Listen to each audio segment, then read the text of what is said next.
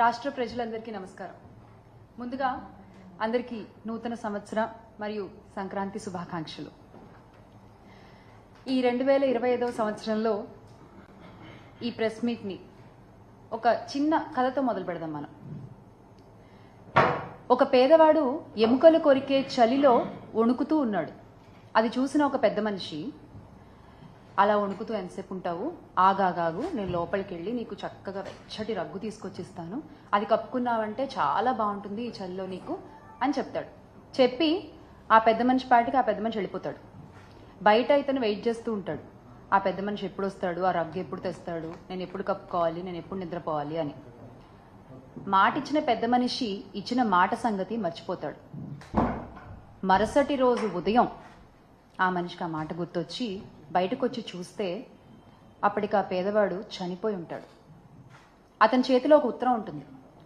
అది తీసుకుంటే దాంట్లో ఇలా రాసి ఉంటుంది: అయ్యా, నా శరీరం చలిలో ఉన్నా, ఆ చలికి అలవాటు పడిపోయి ఉంది, బతికున్నా నేను అప్పుడు. కానీ మీరు కలిగించిన ఒక ఆశ వల్ల, మీరు చెయ్యలేనటువంటి ఒక మాటని మీరు చెప్పడం వల్ల, ఆ ఆశతో నా శరీరం ఆ చలికి తట్టుకునే శక్తిని కోల్పోయి అలా చచ్చిపోయి ఉన్నాను. అప్పుడు ఆ పెద్ద మనిషికి అర్థమైంది, ఓహో, మనం ఇలా తెలియకుండా ఒక ప్రాణాన్ని తీసేసామా అని. ఇక్కడ ఆ మాట ఇచ్చిన పెద్ద మనిషి ఎవరు అని నేను అడగట్లా, ఆ పేదవాడు ఎవడు అని కూడా నేను అడగట్లా. తెలుసుకోవాల్సింది ఏంటి అంటే, చేత కానప్పుడు, చెయ్యలేనప్పుడు మాటలు చెప్పకూడదు, ఆశలు కలిగించకూడదు. వీటినే అచ్చ తెలుగు భాషలో చెప్పాలంటే శుష్క వాగ్దానాలు అంటారనమాట.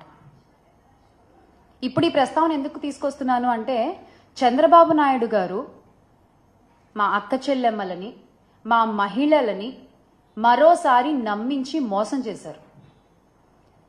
ఆయన మాకు ఇస్తానన్న వాగ్దానం నిలబెట్టుకోలేకపోగా, ఇస్తానన్న హామీలు ఇవ్వకపోగా, జగనన్న ఇస్తున్న పథకాల్ని కూడా ఆపేసి ఈ రోజున ఆంధ్ర రాష్ట్రంలో ఉన్న మహిళలకి, ఆడపిల్లలకి, వారి కుటుంబాలకి తీవ్ర ద్రోహాన్ని చేశారు.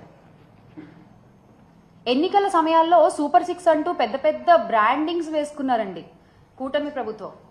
మనం చూడొచ్చు ఇక్కడ ఈ సూపర్ 6 అంటూ ఈ పెద్ద పెద్ద బ్రాండింగ్ ని పట్టుకుని కూటమి నాయకులు పవన్ కళ్యాణ్ గారితో సహా ప్రతి ఇంటికి తిరిగి ఈ హామీలన్నీ ఒక పేపర్పై పెట్టి నాయకులు సంతకాలు చేసి ప్రజలకు ఇచ్చారు.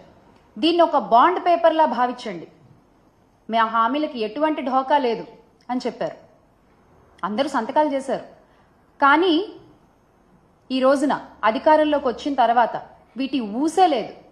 ఆ రోజున మీరు అబద్ధాలు చెప్పి బాండ్ పేపర్లు అంటూ ప్రతి ఒక్కళ్ళు సంతకాలు చేసి ఈ పేపర్ని ప్రజల చేతిలో ఇలా పెట్టి, ఈ రోజున మీరు వచ్చిన తర్వాత వాటి ఊసే ఎత్తకుండా ప్రజల్ని మోసం చేస్తుంటే, ఆ రోజు మీరు పెట్టిన సంతకాల విలువేంటో మీరే చెప్తున్నారు. ఇదేనా మీ సంతకం విలువ?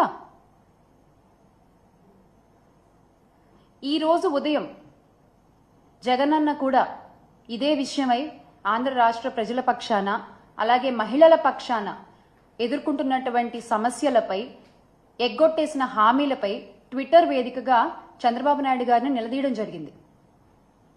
ఇప్పుడు ఒక సాటి మహిళగా మా మహిళలకు జరుగుతున్న అన్యాయాలపై నేను కూడా అడుగుతున్నాను. ఎందుకని ఇలా పదే పదే మహిళల్ని మీ మాటలతో నమ్మించి మోసం చేస్తున్నారు?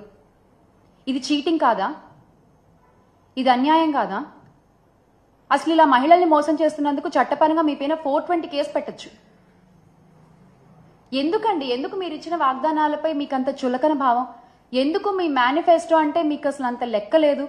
ఎందుకు ప్రజలకు ఇచ్చిన మాటల్ని టేక్ ఇట్ ఫర్ గ్రాంటెడ్ గా తీసుకుంటారు మీరు? ఇదేమీ మీకు కొత్త కాదు, ఇదేమీ కూటమి నాయకులకి కొత్త కాదు.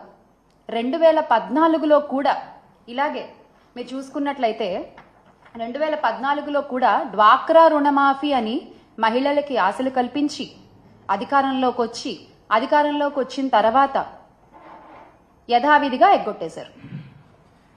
ఇక్కడ మనం చూడండి, చంద్రబాబు నాయుడు గారు ఉన్నారు,